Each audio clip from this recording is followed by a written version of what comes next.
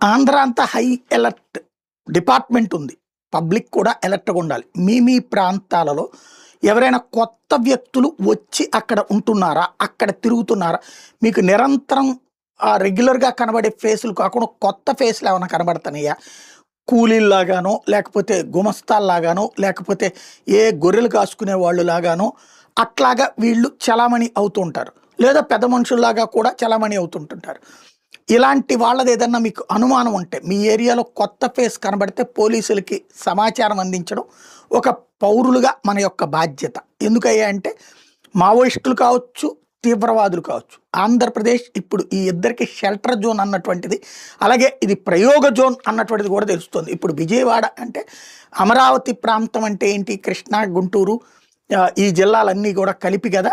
ఆ అమరావతి ప్రాంతం అంటే రాజధాని ప్రాంతంలో అయితే ఇంకా నోటిఫై కాని రాజధాని